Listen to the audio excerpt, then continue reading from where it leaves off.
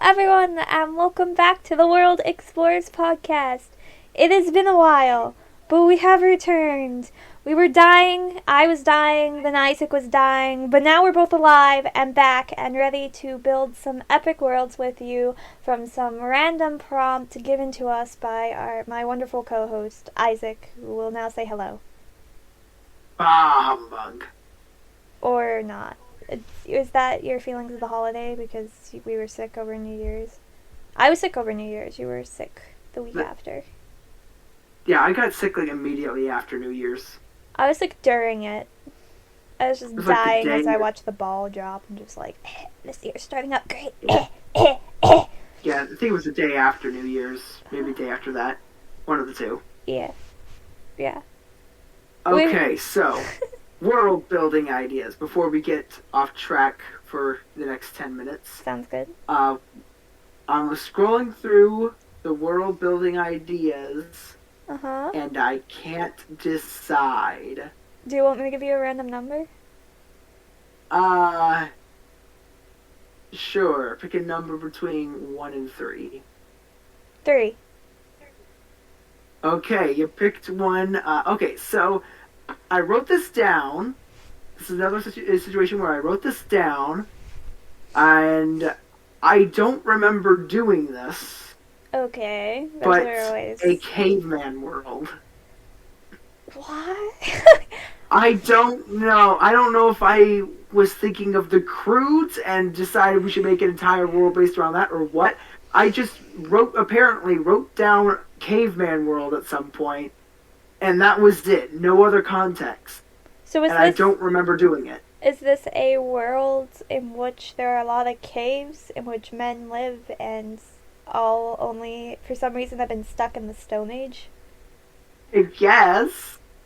I guess we're just world building the Stone Age. I mean, I think history's done a better job than we ever could, but, I'm willing to give it a shot. Okay, so we would obviously have some Stone Agey creatures like woolly mammoths and stuff. Saber-tooth tigers. About. What? Saber-tooth tigers? Yeah, saber-tooth tigers, those kinds of creatures. But what if we had some other creatures that were living in the Stone Age, but that nobody discovered that we can just kind of make up because this is world building, not history building. So a common theme seems to be tusks. Yeah, fur. Everything was furry, even things that weren't normally furry. Yeah, I think that the reason that is because the Stone Age comes after the Ice Age, or during and after a bit of the Ice Age. So everyone has just come out of cold, lots of cold. It's either still cold or it's going to continue to be cold. So everything has fur. I guess tusks are good for breaking ice and stuff too if you need to drink water. So I'd imagine that'd be a use of the tusks. Fuzzy crocodiles with tusks. Sounds moldy, but yeah. Okay, so these fuzzy crocodiles with tusks. This is a weird creature. Yeah. I'm imagining, very short fuzz. Because long it's fuzz, like platypus fur. Or otter. I think it would be too hard for it to... We don't want it to make it too hard for it to swim. No, it'd be like the otter or the penguin or the platypus. Yeah. It's gotta swim. It's a crocodile. And its tusks, what do those look like? Do they curve upward out of its face, downward? Do they stick out straight? Does it have one coming out of its forehead? Why the forehead? I don't know, because I'm thinking of a triceratops. I was thinking more that they came out and then they pointed down. Or actually, I guess you'd want them to point up, because I feel like the use of these are when rivers freeze over and they're swimming a long way and they want to get air and stuff. They could use the tusks and jab their head up, which I guess would make having a horn on the top of your head make more sense. They would jab up and be able to break the ice with it and then get out. Oh, okay. Mm-hmm. I like that. Yeah. So, yeah. In which case, I think they should also have tusks at the end of their tail, or spikes I guess is what they'd call at that point. Okay, tusks at the end of the... Yeah. It spikes at that point. Yeah, I think that could work. Mm-hmm. So that way they can Yeah. bash it against the top and also Yeah. help break ice. Cool. Okay, so it's got spikes on its tail to bash up into the ice so it can climb through. Yeah. What else? Is that good? Does that sound like a good Yeah, creature? that's a good creature. I don't think we need to spend much longer. It eats fish. It terrorizes the rivers, usual crocodile stuff. Lays eggs. Yeah. Abandons its children pretty early on. The basics. Alright, so how about we start world building the actual cavemen? Yeah, that would probably be smart. Okay, so how do we world build caves? They're already kind of world built for us. They live in caves, they grunt, they wear animal skins, they walk around with clubs. They like spears. Beards? Spears. And yes, beards, but spears. Oh, spears. Yes, spears. Okay, so yeah, they arm themselves with spears, just pointy rocks tied to sticks. I'm going to give a basic history lesson of some important things that cavemen tended to have. They tended to have the start of pottery and like art on pottery, and also art on walls was the big thing. So they were very artistic still. We did art early. Yeah, they had like the clothing, they had tools, they had like they could mush together spices and stuff, and we're starting that. The big thing about them is that they're hunter-gatherer, so they don't stay in one place very long. They had stone tools, because it's the Stone Age for a reason. And yeah, that's the basic thing. Men hunted, women gathered stuff, and also like cooked and kept house a lot like nowadays, or a lot like 50 years ago. I can't really say nowadays. Even nowadays, that's kind of ish the standard, but not as much as it was. Okay, so what else? That's what they're always known to have been like. Is there any way we can flip that on its head, or change it, or introduce something new to it? Here's a crazy idea. You are more than welcome to veto if you'd like. Cavemen, but vegetarians. This is a world where we never killed animals. It's just something we ended up never doing. Okay, this could be either really interesting or really hopelessly boring. Yeah, or hopelessly boring. Yes. Okay, so let's say they never killed animals. They were all humble, peaceful gardeners. Do they eat eggs? I said vegetarians, not vegans. Okay. So they can't eat eggs, so they'll harvest their eggs from the ostriches with spikes on their heads. So I think the interesting thing about this, there are two traits about cavemen that I think we should keep, but somehow interact with that. The first is that they didn't settle down. They were travelers. They were called hunter and gatherers because they wandered around a lot. So somehow figuring out how vegetarians can be that. And then the second thing is the fact that there are a lot of hostile creatures, and how these people handled those creatures, and why they decided they wouldn't fight back. Like, they still wouldn't kill a creature even when the creature was trying to kill them. Okay, so when it comes to food and transporting gardens and stuff, the first thing that came to my mind was a wagon, and I said, no, they're not that advanced. No, Stone Age. So carrying around a log, I guess, that has mushrooms and stuff growing out of it. It's an interesting tactic. I mean, I guess the thing you have to think about most is how did they handle winter, because summer, spring, fall, there's tons of things growing that you can eat and stuff and harvest plant-wise. So how did they handle winter, because the thing that got people through winter was preserving meat, was getting to hunt things and eat meat. So how did they survive winter being a traveling group that's vegetarian? Uh, a lot of fertilizer. Well, that's the thing about this era. They didn't garden. Like they didn't plant things. They would just find it and gather it. Okay, so I mean, there are certain kinds of barks that you can eat. That sounds like a long winter. This is the That would be era. a very long winter. That would be like the blandest food possible. Would these people start hibernating like bears? I mean, they might, and if you start eating, I mean, the way that bears hibernate is they eat a bunch of dirt and stuff that will like clog up their systems, so they don't have to go to the bathroom all winter. Yeah. And so I guess these cavemen would start eating dirt and Or then go to sleep. we could even bring in the bark idea, and that they would do the bark, and that there's actually a special type of bark that like brings on hibernation. And the reason they only start eating it near winter is because they start running out of other things to eat, and then that's what kind of sets it off. Okay, and it naturally like causes them to get all sleepy and then clog up their systems. Yeah, then you sleep winter, and then And then eventually. you wake up, it's like, goodbye, honey, I'm going to the toilet for the next 2 hours.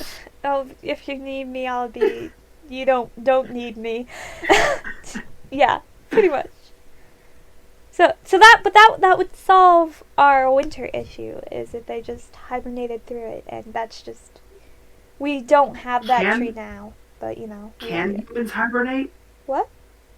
Can humans hibernate? Like, can a human's body physically, like, uh, hibernate? Is that possible?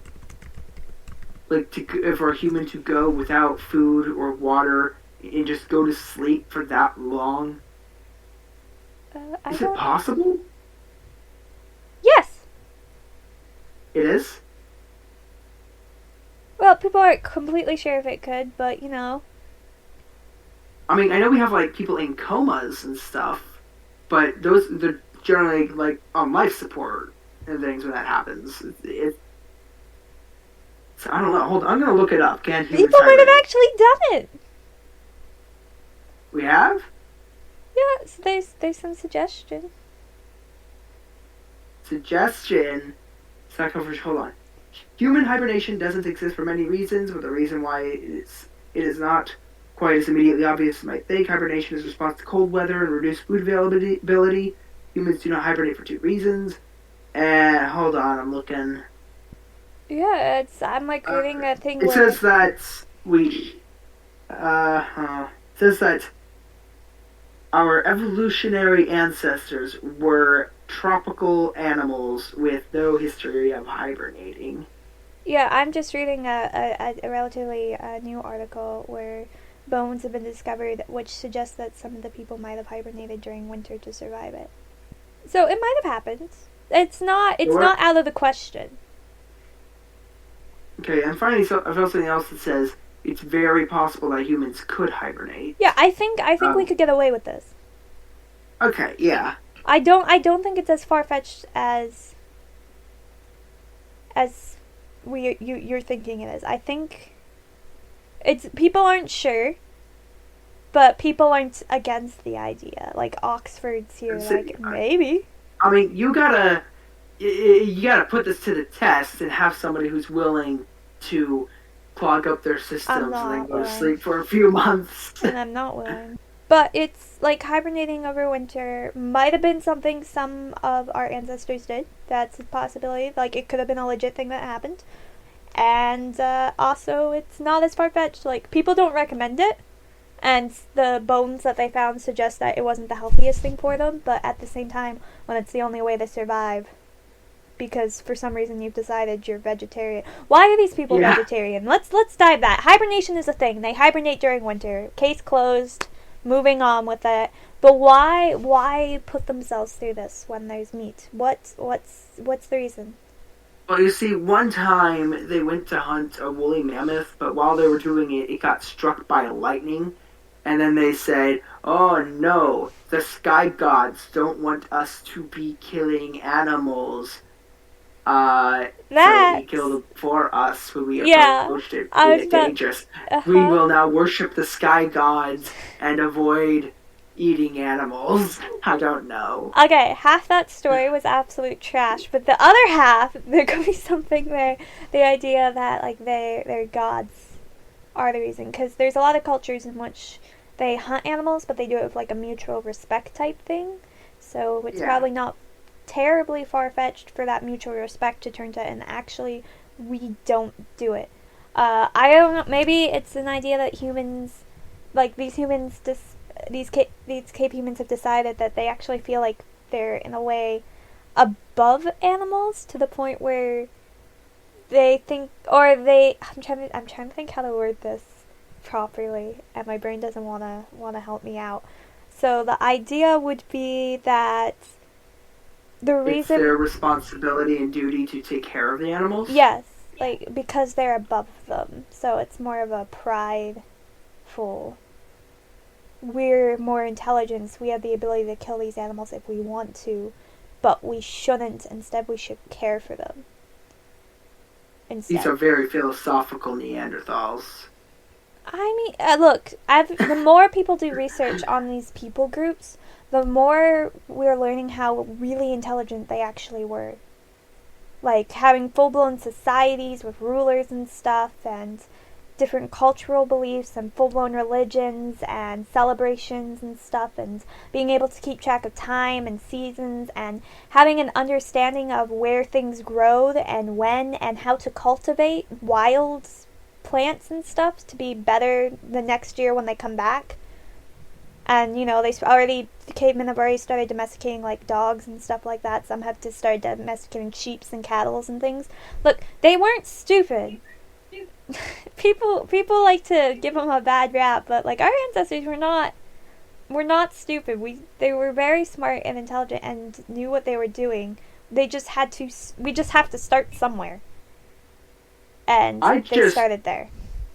I just watched Night at the Museum trilogy, and I gotta say, they seemed quite stupid. And you And I can't hate that part. question the Night at the Museum movies. They There are are a lot of very things. historically A lot accurate. of things I question about the Night of the Museum. That one there is probably my least favorite part about it, is how stupid they are and stuff, because it's very inaccurate. Because they had things like fire, they made stone tools, they made pottery, they made art, they made clothing. Like, speaking of that, what are they doing for clothing now? Uh, yeah, because they're not killing animals. I guess leaves. Cloth, like a. That or they don't have clothes. I mean, that's always an option. I mean, that seems, it's kind of ice agey out. I mean, it's, I guess, near the end of Ice Age, but They're hibernating during the winter, so so yeah, I guess they could be clothless until, or we met another plant that was really easy to make cloth out of. Imagine birch yeah, bark. or imagine like a weeping willow type plant, but it's sheets. Like their leaves are like sheets. Okay. Yeah, I And you mean, can kind of just wrap plants it. like that there are plants like that that exist, Yeah, there's ones like in the jungle and with like giant leaves and stuff. there are some flexible barks out there that Yeah. could be used. Yeah, I think making, especially, we don't have many we have a lot of plant-based ones now, but they used animals because it was convenience. But the moment something's no longer convenient is the moment when humans will make something that is. So I feel like clothing might seem like a big problem, but the moment they realize they need clothing and they're not willing to kill animals for it, they'll come up with another solution, because resourcefulness is Yeah, a trait I humans doubt have. they'd be able to figure out how to use cotton. No, because cotton involves, for one, a crop that you cultivate, and Yeah, it's also a very tedious process that involves, it needs a steady community that's like in one place and stays there. It's yeah. These are like nomads with clubs. Yeah, you're not bringing a spinning wheel with you wandering the woods.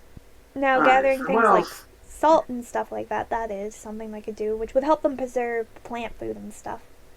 Having salt for like the beginning of winter while they're still waiting to start hibernating. Where would they get salt? Like rocks, I guess. I mean, salt lakes and rivers and stuff is a thing. Yeah. And experimentation. No one dies when you eat it, and then you realize, hey, this stuff tastes good with food, and then you realize, hey, wait, the stuff we season with this actually lasts longer, and then, like I said, clay art and stuff was something that they were starting to develop already, so they have storage things, and then they just carry them with them. And if you're in a world where you're not killing animals, you're probably domesticating them a lot faster. So that suggests that they might have had things like horses or, I don't know, mammoths that they've tamed. So they're not killing woolly mammoths, and woolly mammoths are a bit more docile than might have been. We don't know. You But could make clothing out of woolly mammoth wool. true, you could treat them like sheep and shear them and weave those together and stuff. Yeah, Okay, so there's your clothing. I imagine it would be very warm. extremely. And also, they can make blankets and stuff out of it too. They might start dyeing it for funsies. I could see them making roofs out of it. Yeah, using it as a thatch. Like, I mean, they I'm don't. not sure if it would. Tents, maybe, I think is what we're looking more at. Yeah, yeah. I know that I saw this at one time that I think it was in Native Americans. One of the things that they would do to make the roofs of their homes was they would take a bunch of cattails. Yeah. You know, the cattails like grow in the lake. Yeah, Or pond, and they would dry them out, and then lay them across like a bunch of sticks or grid of sticks or whatever, and that would make the roof, and all the water would run down them. Yep. People are. And a few other ingenious. layers like tree bark and stuff, but that was one of the main things was the cattails. Yeah, people are pretty ingenious when it comes to coming up with things. Like, they look at something and say, hey, if we do this step and then this step and this step, we'll get this. And you look at them as like, I couldn't figure out step 1. How did you figure out step 8? Like silkworms. I never understood how we got silk out of silkworms. It still blows my mind that came up. But so that's totally plausible. And then mammoths are huge and very good at would be very good for carrying things and stuff. So they probably end up working with them. The real question is, what do they do when they are attacked by wild animals that are more vicious, like the crocodiles we created, or like the saber-toothed tigers and stuff? I don't know, because you're not willing to kill them. Yeah. But if you don't, you'd have to try and run away from them. But what happens if, like, they're trying to kill your woolly mammoth? Do you protect the woolly mammoth? Do you kill the crocodile? Or your child. Are they? Yeah, or a child. Is this a thing where they're willing to kill in self-defense, but they're not willing to, like, eat it? Maybe. I think that And again, that feels like they a might waste. be willing to kill in self-defense as like a last resort, or if it like saves more lives than it ends. But I guess their goal would be to scare it away. Scare away or incapacitate it somehow. Maybe they have like a plant like poppy seeds or something that they can use to put it to sleep if it inhales it. I don't know. Oh, yeah, like, like we have sleeping darts and stuff for animals that get out of control that we don't want to kill. Yeah. Basically, caveman tranquilizers. That seems plausible. And then scaring away with, like, fire or loud noises. Or just, I guess having woolly mammoths, which can be quite vicious if they want. Creatures, or maybe even dogs, because they probably had dogs at this point too, and like other tamed animals that are more on the scary side to wild animals would also probably be a layer of defense. But aside from keeping other predators away, what's the point in dogs?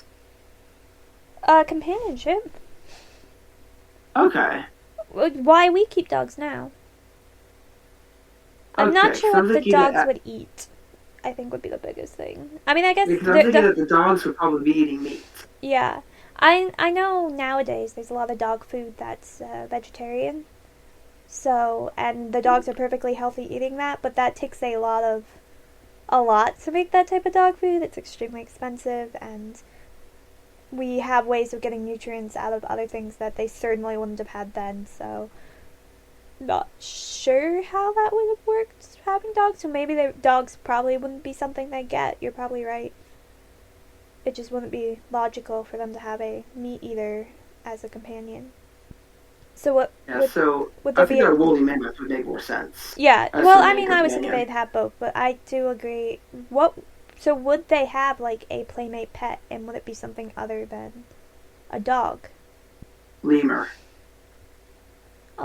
I mean, yeah, that could be. I mean, I was thinking a weird thing would be something like a cow or a pig, like these animals that we keep for food. What if we never kept them for food, but they're still around? Would they then turn into Yeah, like I was. pets? I think that they would probably more ignore them or just take care of them on longer travels, but Like, not would quail, much. would quail and like turkeys and stuff just be pets now? I mean, we could eat their eggs, so I guess they would be Feathers could useful be used for pets. clothing. Yeah, or ornamental items and stuff. Yeah. So you'd have like a Uh, quail following you around. Because there's, I mean, another thing is a lot of animals are terrified of us because we kill them. So in this world, that's not really a thing. So okay. would more docile animals like deer and what are I mean there's a ton of it like chipmunks or we have all these animals when they see human they flee because years and years of experience has taught them that humans dangerous, humans kill, humans hurt. We wouldn't have that. So things like rabbits and deer and stuff. It'd be like so when we discovered the Galapagos Islands and that never had humans on them, humans came on and none of the animals were scared of the humans. Like they were extremely friendly to them. They were just curious because they didn't have that fear instilled. So would this world become one of those where like you could have your Disney princess moment and like sing with the birds and pet deer Yeah. and stuff because they don't have a reason to fear them. Imagine you could. Where I live, we're actually surrounded by deer, and the deer have gotten so used to humans. So the deer are not scared of humans at all, to the point where uh, our neighbor was actually standing outside, and he was talking on the phone, and three deer walked up to him and just started circling him out of nowhere, like just checking him out, hanging out, like just right next to him. There was another deer that was eating my mom's hosta plants outside, and she told me to go scare it away. So I start shouting at it, waving my arms, like "Get out of here!" And it looks up at me, and it's like, "Oh hi!" And then continues eating. Yeah. I mean, it could also be like we have fish in our lake, and fish would be trained usually by like fishing and stuff to be scared of you and like avoid shores and people in general and stuff. But our fish in our lake, since fishing's not really something that happens much, are super friendly, in the sense that when you're swimming, you will be like nibbled by fish. Like they'll start eating you instead of you eating them. That's the Yeah. thing we have to worry about just because there's no predators or anything to stop them from doing it, so they're not scared of you. So yeah, so that's a cool side effect of if the world never ate meat or vegetarian cavemen. Which do you think's a better title? I guess vegetarian cavemen is the more accurate title. Yeah. So what else do we want to add on to this? We've got animals being more friendly, Oh, I feel like it's hibernation. too boring so far. It needs something big thrown in there. I mean, this is world building. It's usually the story that makes something truly interesting. Like, the story changes things. We create a base, and the base can be pretty basic, so this is a more basic base for which someone can build on. And then when you add in the story, like, someone tastes meat for the first time, and it's really good, but they feel really bad, but they want more. Now what? So now they pray to the sky gods to strike more animals with lightning because they found out that cooked meat tastes even better than the raw meat. Well, raw meat's disgusting, which could be a reason why they're another reason why they're vegetarian is they didn't know about cooking meat. You could tell I'm not vegetarian, can't you? In this podcast. I never thought of you as vegetarian, so yeah, I'm just saying it's the podcast know. where it confirms it that I am indeed. I've seen you eat pepperoni. You have, yeah. Have you actually? I don't eat pepperoni pizza, and that'd be the only time you'd see that. I thought it was. Wasn't that the pizza that we got at one time when we watched Soul? No, we got cheese, because we both like cheese. You got cheese? Yeah. Or you got something. I think we did a half and half. Yeah. Because I got cheese and you got pepperoni. Pepperoni is good. Yeah, but I prefer cheese pizza. I like pepperoni. No, I think what you know is that I like pepperoni raw, like uncooked, not put on pizza. But I don't like it on pizza. I didn't know that. Well, I do. I will eat it from straight from the bag, but I will not. I don't like it on my pizza. It makes it too greasy. I think it depends on the brand. Yep, this is off topic, but there's your random fact about me for the day. So. Random fact about me: I like Hawaiian pizza. Well, if I had known that, we could have done half cheese, half Hawaiian. Oh, we could. You like Hawaiian? No. Oh. That's why it's half cheese, half Hawaiian. Yeah. Yeah. No, I don't care for ham on my pizza. I don't like pineapple. You just don't like toppings. I don't. So you know what? Sometimes I just like the simpler things in life, okay? The cheese pizza is the simpler thing. Next time we go and we have a meal, I'm just gonna get you bread. Not that. I mean, that's not pizza, though. It's plain pizza. Look, at least I'm not weird like my little brother who doesn't like sauce on his pizza. So he has bread, the cheese, and then the pepperoni. I mean, there's a lot of people who don't like tomato sauce. And there are a lot of people who don't like toppings on their pizza. That's true, and those people are insane. You are insane. This is the first one on My Little Pony obsession. I have no comeback. Yeah, I didn't think you would. I didn't say that I wasn't insane. I just said that you are.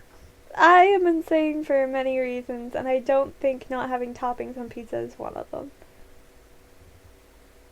But this... Okay, so you're mad. What? We're off topic. I think this is us saying we've explored everything we can with this. And just... Yeah, this... I don't know. I don't really know where else to go with this world unless you want to make more animals. I don't know. I'm not... I mean, that wasn't really the purpose of this world. We created a few for fun, but the point of the world was to explore how cavemen would work if vegetarianism was a thing that got added in. I don't even know why I wrote this down. Caveman world. Okay, I guess we're doing this today. I think it was an interesting concept, and I do feel like this is another strong base world.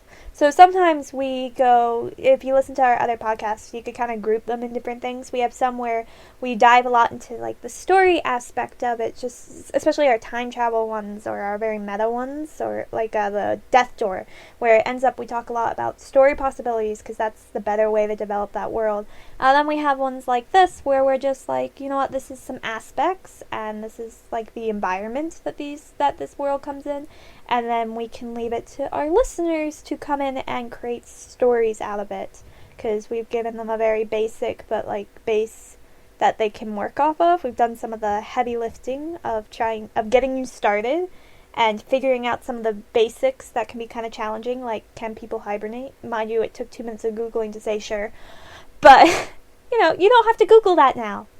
Unless you want to describe the scientific reasons behind it, in which case, have fun reading those essays.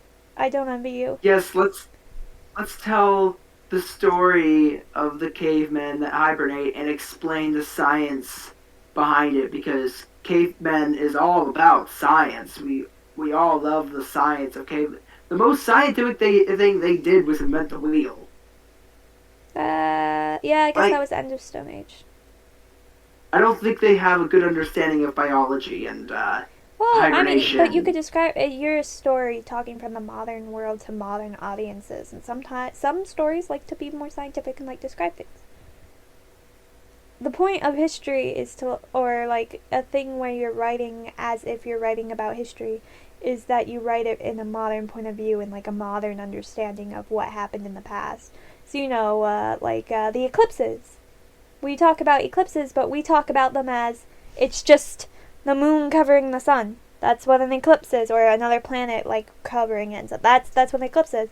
But historically, they're seen as like these huge big events. But we all that like the world's ending or the gods are mad at you or something. And if you could Right? predict the How eclipse, else you would were you great. react? Like Well, if the yeah, sun suddenly it was blocked out by the moon, they turn to night, you see these red rays flashing from behind the moon. You might even think it still is the sun dying or yeah, something exactly. But because that's you yeah, can't see the moon when it's going over. yes. But that's just the thing, though. But the thing is, in the past, that's how people reacted, and if you wrote a story about it and you said it like everyone would think it was fact. But you're now writing for a modern audience, so when they read like the sun did all this stuff, you sit there and they're just sitting there like this is just an eclipse, and you might as well just tell them it's an eclipse and then explain the people's reactions.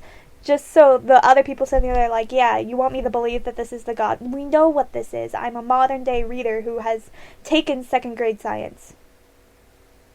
Yeah, I've what you could seen an do. eclipse myself. Like I've seen one.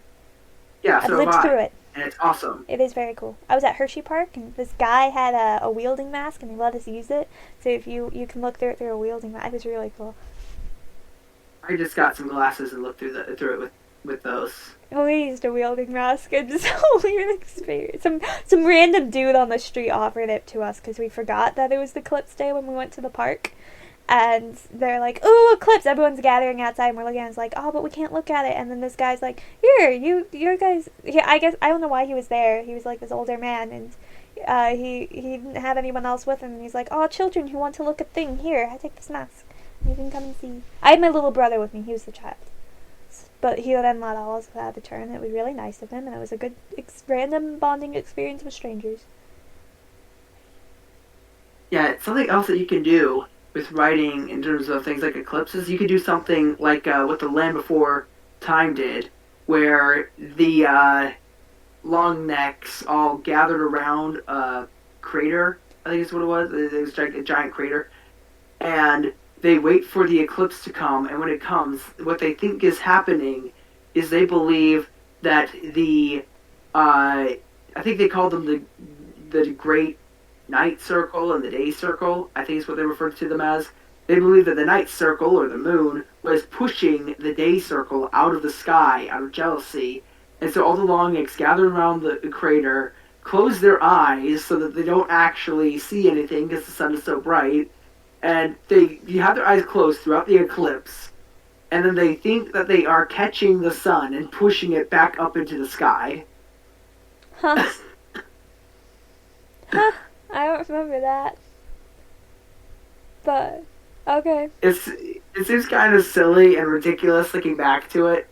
And like they actually animate. I remember they actually animated them all, thinking that they're doing this. And I remember being at the time I was pretty confused as to what was going on because I they're all like stretching out their necks, doing nothing with their eyes shut, and it looks so ridiculous. You know what? People have done weirder. So if you wanna believe that, it's fine. But I think we've covered the topic and then a few bonus topics this episode. So which I think is always good. But Yeah. I think we're ready to close. This is our first episode of the new year. Again, sorry for being sick. I spread my sickness to Isaac despite us living in different states. Yeah, it spread through Discord calls, which is funny because Apparently. I was never on a Discord call with him while I was sick. So You just sent a message yeah, with your I fingertips did traveled type to the him messages. keyboard. We did type messages because I had to tell him I couldn't film because I couldn't talk. Yeah, and then mine got to a point where I couldn't talk. I was actually using a text-to-speech translator with people because Yeah, I could not talk. yeah, It yeah, was that bad. yeah. But I think we both had the same thing, which is interesting. But we're both better now. We don't sound like death. Seriously, I was on the call with Isaac last week, and he sounded like death. It was kind of funny. I'm still coughing. I just mute the mic every time I cough. I don't cough, but my nose is still slightly stuffy. Like, that has not gone away. So I still have the stuffing. Same for me. Yeah, the cough is gone, though. So, but that only left like a couple days ago. So I had the cough for ages, too. But I don't think anyone here wants to hear about our cold experience, or flu, or whatever it was. I'm pretty sure everyone's clicked off by now. They probably have, so maybe we should just say goodbye and click off ourselves. Hello, ghost person. Are you there? If you are, thanks. I guess you just like the sound of our voice or something, but we'll be back next week. My voice is very soothing and easy to listen to. I don't ever feel like my voice is. I should read audiobooks. I don't think someone would listen to me read an audiobook. I feel like I have a more like peppy, upbeat voice. I would probably be horrible at audiobooks. How are you at reading things out loud? I am garbage at it. I'm okay at it. I stutter and I pause and I am not good at reading things out loud at all. Weird. Okay, that one viewer just left now, so well, everyone. We will see you next week, where we will take on another world, another topic, and just have fun with it. And hopefully we have some cool things planned for this year. Relating. Hopefully they come to pass. I'm not gonna say anything in case they don't, so no one's hopes are up or anything. But we have some plans, and we're excited for them, and hopefully you guys will be too. But that's it for this week, and yeah, bye. One day I will learn how to end this podcast, but today is not the day. One day I will learn how to plan ahead with song ideas. Today is not the day. Just before the dawn, when the light's still gone, shine, shine your way, and you may not know where to go. Find your way. I actually knew that song. That's new. I don't know. Open road, but it's still dark. Build a fire from a spark and shine. Shine your way. Good enough? Feed the feeling in your heart. Don't conceal it, then you'll start to find your way. If I click stop recording, will you get upset with me? I don't remember the lyrics after that. Cool.